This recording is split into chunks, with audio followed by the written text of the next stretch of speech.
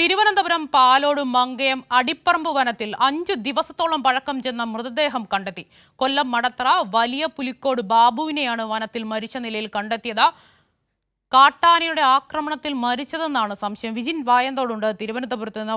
വിജിൻ, എപ്പോഴായിരുന്നു ഈ മൃതദേഹം കണ്ടെത്തിയത്? ഉൾപ്രദേശമാണോ? എങ്ങനെയാണ് വിശദാംശങ്ങൾ?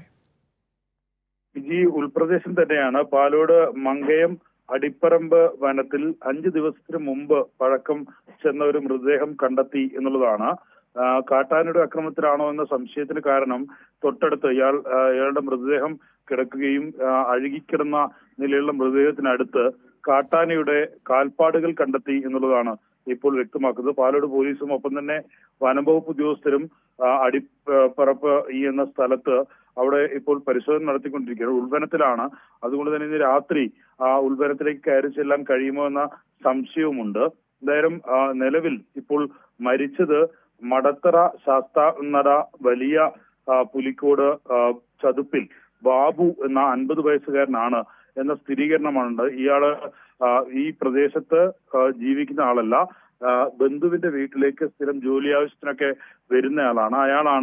അയാളെ കാണാനില്ല എന്നുള്ള വിവരം നേരത്തെ തന്നെ ലഭിച്ചിരുന്നു. ഇതിനെ തുടർന്ന് ഉദ്യോഗസ്ഥർ നടത്തിയ അന്വേഷണത്തിലാണ് ഇയാളുടെ മൃതദേഹമാകാനുള്ള സാധ്യതയാണ് ഇപ്പോൾ കാണുന്നത് എന്ന് വ്യക്തമാക്കിയിട്ടുള്ളത്. എന്തായാലും ഉദ്യോഗസ്ഥർ ഇപ്പോൾ അന്വേഷണം വ്യാപിപ്പിച്ചു കൊണ്ടിരിക്കുകയാണ്.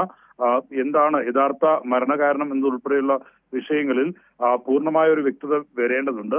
പക്ഷേ നിലവിൽ കാട്ടാനയുടെ കൂടി സാന്നിധ്യം ആ പ്രദേശത്ത് ഈ സാഹചര്യത്തിൽ കണ്ടെത്തിയ സാഹചര്യത്തിലാണ് കാട്ടാന ആക്രമണത്തിലാണോ ഒരുപക്ഷെ ഇങ്ങനൊരു മരണം ഉണ്ടായിട്ടുള്ളത് എന്ന കാര്യത്തിൽ ഉൾപ്പെടെയുള്ള സ്ഥിരീകരണത്തിലേക്ക് പോലീസ് അതുപോലെ തന്നെ വനംവകുപ്പും ഒക്കെ കടക്കുന്നത്.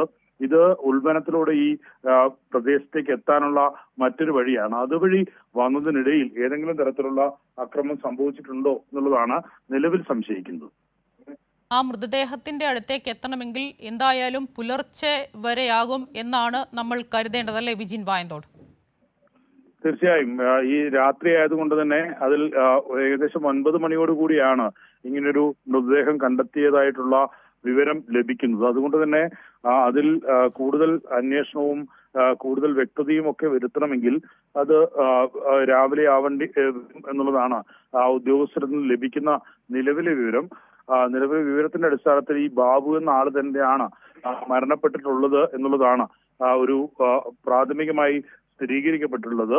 ഏത് തരത്തിലാണ് ഇത്തരത്തിലുള്ളൊരു മരണം സംഭവിച്ചത് എന്ന കാര്യത്തിൽ വ്യക്തതയില്ലെങ്കിലും അതൊരു കാട്ടാനയുടെ ആക്രമണമാകാനുള്ള സാധ്യത ഈ കാട്ടാന നടന്നുപോയ കാൽപാദത്തിന്റെ അടയാളം ഉൾപ്പെടെ വെച്ചാണ് ഇപ്പോൾ ഒരു സ്ഥിരീകരണം ഉണ്ടാകുന്നത്. ചിലപ്പോൾ അങ്ങനെയൊരു സാധ്യതയിലേക്ക് കൂടി കടക്കുകയാണ് ഈ വനംവകുപ്പ് ഉദ്യോഗസ്ഥരും ഒപ്പം തന്നെ പോലീസും ഒക്കെ ചെയ്യുന്നത്.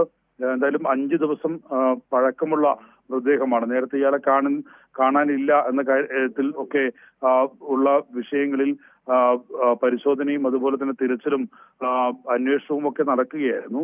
അതിനിടയിലാണ് ഈ ഉൾവനത്തിൽ ഇങ്ങനൊരു മൃതദേഹം കണ്ടെത്തിയതായിട്ടുള്ള വിവരം ലഭിക്കുന്നത്. അതിനുശേഷമാണ് ഈ ദുർഗന്ധം ഭവിച്ചതിന് ശേഷമാണ് അത്തരത്തിലുള്ള ദുർഗന്ധം ഉണ്ടായതിനു ശേഷമാണ് ഇത്തരത്തിൽ ഒരു നാട്ടുകാർ തന്നെ അന്വേഷണത്തിലേക്കൊക്കെ പോയത് എന്നാണ് നിലവിൽ ഇപ്പോൾ പറയുന്നത്.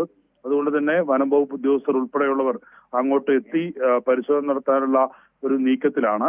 അവർ പരിശോധിച്ച ശേഷം ഈ മൃതദേഹം ഇയാളുടെ തന്നെയാണോ എന്ന് സ്ഥിരീകരിക്കേണ്ടതുണ്ട്. ഒപ്പം തന്നെ ഇത് കാട്ടാന ആക്രമണത്തിൽ തന്നെ ഉണ്ടായ മരണമാണോ എന്ന കാര്യത്തിലൊക്കെ സ്ഥിരീകരണം വരാനുണ്ട്.